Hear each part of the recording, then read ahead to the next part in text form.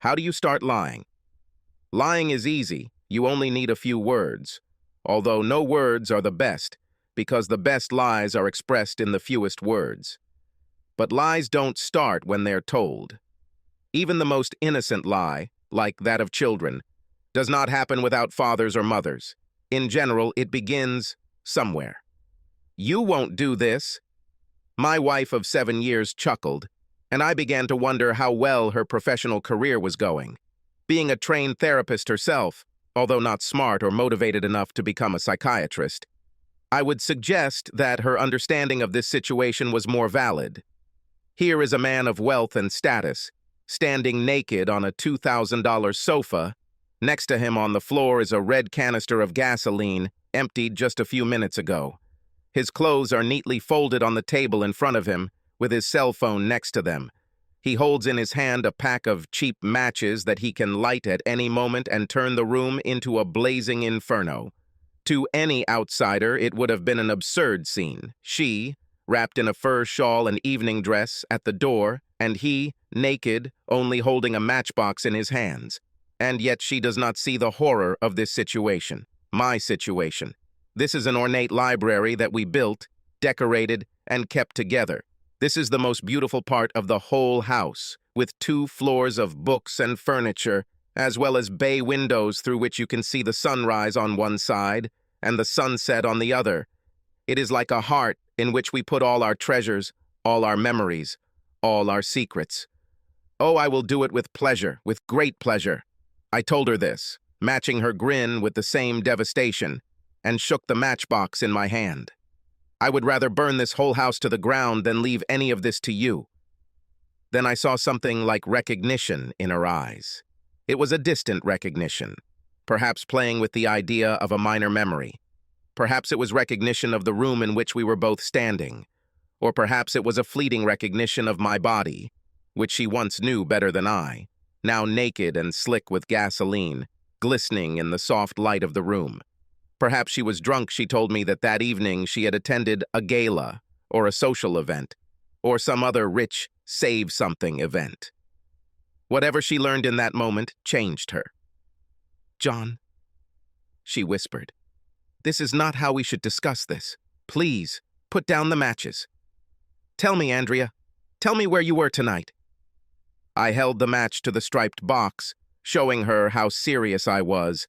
She took this as an invitation to enter the room, extending her arms towards me as if trying to calm me down, as if I, her husband, were one of her patients.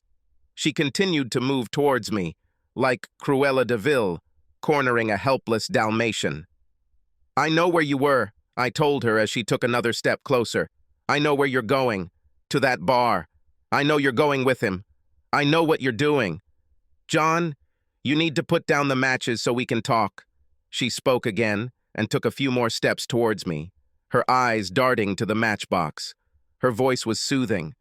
No matter how it looked, I wasn't crazy. I knew everything. I knew that she was having a particularly torrid affair with a doctor at the hospital where she worked. I knew his name was Conrad, and I knew his address. I knew his wife was Pepper, and his daughters Maggie and Sophie. I knew they had met at the Red Herring, a respectable bar for married singles looking to break their ominous marriage vows. I knew that in 7 years of marriage, she had been faithful to me for 2 years. I knew that she loved him, and I knew that she was planning to leave me very soon. Just tell me why," I demanded in the most desperate tone. "It's okay, Johnny," she whispered to me, moving closer and closer. She was close enough to touch. "It's okay. Just put it down and we'll talk, okay? I'll tell you everything you want to know." At least she was pleasant to listen to. I looked far behind her, into the empty black bay window. It was dark outside. Only one street was lit, somewhere far, far away. There was no moon, no stars, and suddenly there was a glimmer of light, a sign, and I knew exactly what needed to be done. "No!" I shouted, scaring her. She was less than a meter away from me and lunged at me with uncanny skill. Andrea grabbed me by the waist and pushed me to the floor. The matches flew out of my hands and skidded across the carpet, out of my immediate reach. I scratched and kicked her, and she scratched my naked body. I could smell the alcohol coming from her as she wrestled with me on the ground. I managed to slip out from under it for a moment and rushed to the matches. Every second she was scratching and hitting my body, trying to gain an advantage. She was much stronger than I imagined, or perhaps she was just experiencing a much stronger adrenaline rush than I was. In the chaos of the struggle, amid a flurry of blows and scratches, and I think there was even a bite, she knocked me to the floor again. She sat on top of me, trying to tie my hands with a nearby electrical cord. I felt the burning of my skin in the places where she scratched my body. My nose was bleeding, and I could already feel bruises forming on my body from falling to the floor. "Help! Help!" I shouted as she picked up the matches and rose to her feet so that I could not reach her. "Help me!" I heard the patter of footsteps and the screams of distant figures.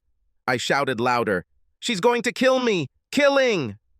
I looked at Andrea, my sweet wife, and our eyes met. She finally understood what I did. My glance at the floor, the smell of gasoline, and the sound of gunfire erases the memory of what happened next. All that becomes clear to me in the next moment is my wife, my dear wife, lying calmly and motionless on the gasoline-soaked carpet. Her mouth is slightly open. Her outstretched hand clutches an open book of burgundy matches. On the inside it says, Conrad, 347, 551205, and on the outside, Red Herring Grill Bar. Oh, my dear wife, you should know that I think about you often. I keep your matchbox in the corner of our library. This place is like a heart, my love. This is the place where we keep all our treasures and our memories. This is the place where we keep all our secrets. Subscribe to our channel so that your second chaff doesn't cheat on you, and go ahead and listen to the next story, because this story is nothing compared to the next one. If you're under 18, don't even think about listening to the next one.